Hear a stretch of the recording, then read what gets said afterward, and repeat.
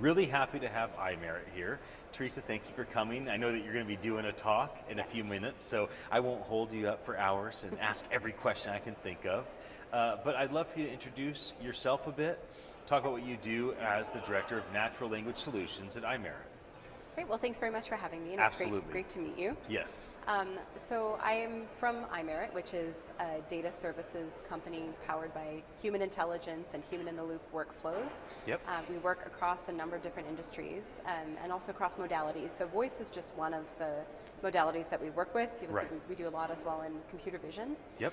And my role at iMerit is in the solutions architecture team as the director of our natural language solutions. So some of my colleagues are specialists in healthcare and in medical AI applications, in computer vision and autonomous vehicle applications. Right. And my role is to work on these conversational AI and conversational intelligence use cases.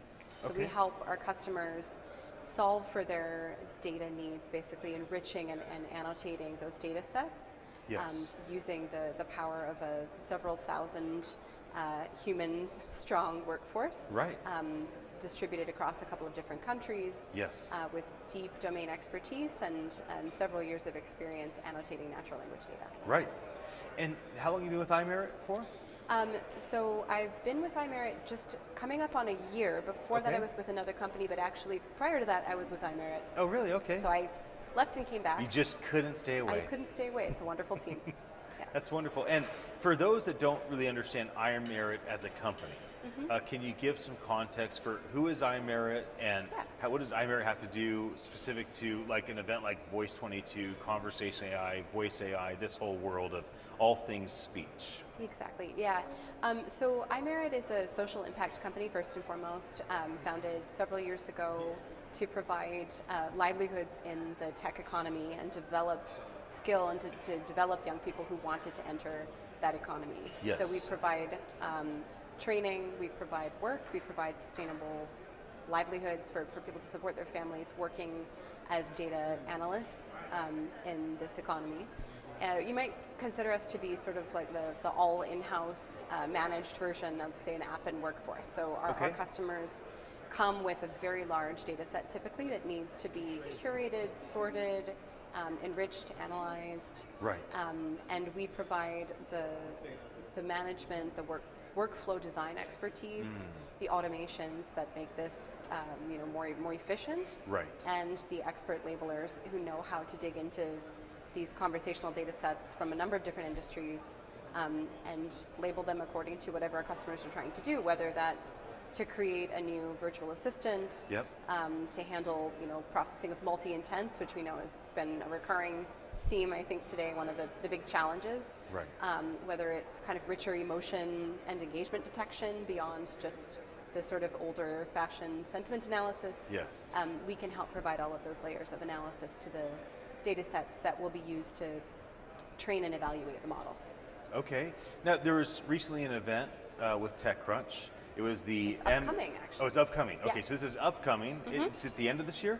Yes, on November 8th. Okay, I saw it was a 2022 event, so Yeah. I'm like, I know I want to touch on that. Okay, Yeah. so November 8th, where's it going to be located? It's all virtual. Okay, So and this we're- is the ML Data Ops Summit. Yes, the second now annual Okay. Machine Learning Data Ops Summit, and we're very happy to be co-sponsoring this with TechCrunch. Right.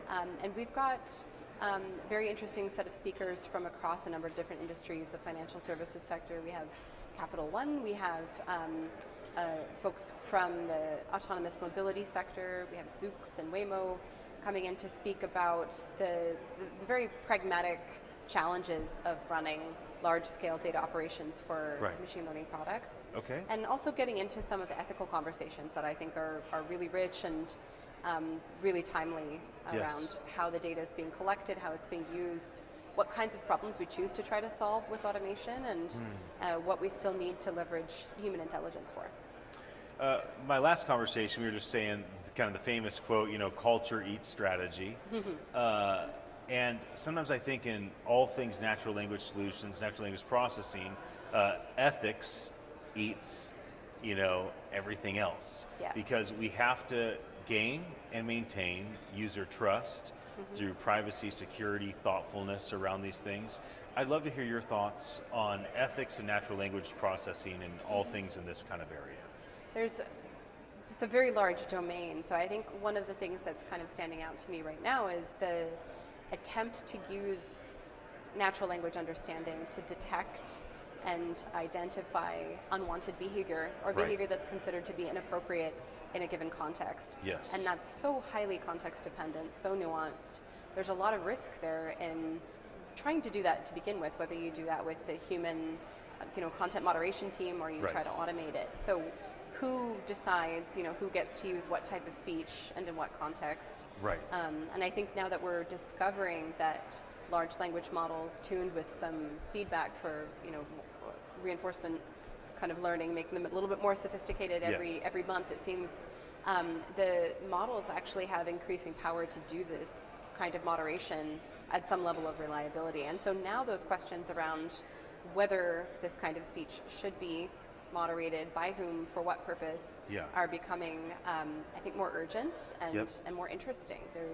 The layers of potential concern, I think, are getting deeper and deeper. And so I'm really interested to see how these conversations unfold.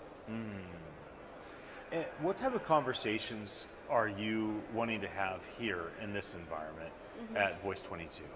I'm really interested in hearing what kinds of edge cases in human-machine interaction and also just human conversation remain really difficult to solve as these models get more and more powerful. And we see now the incorporation of multimodality and Yep. trying to interpret Right.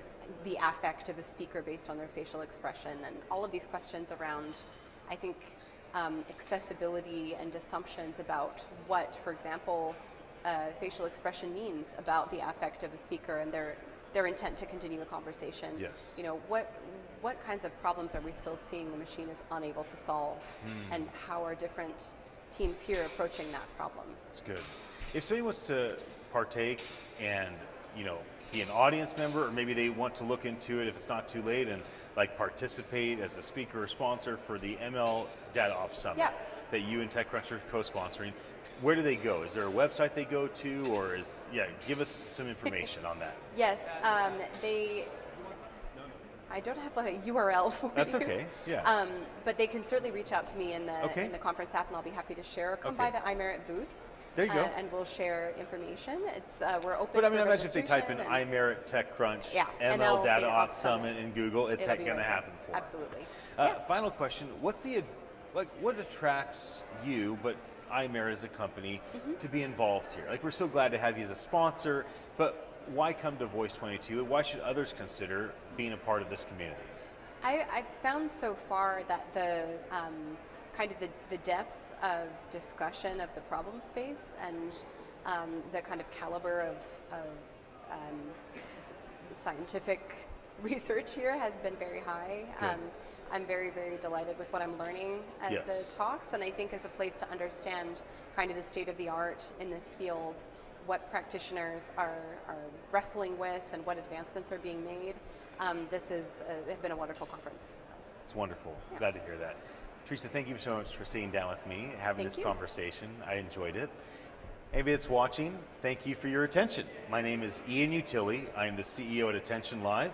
I look forward to bringing you more fireside chats here at Voice 22 in Washington, D.C. Have a very happy day.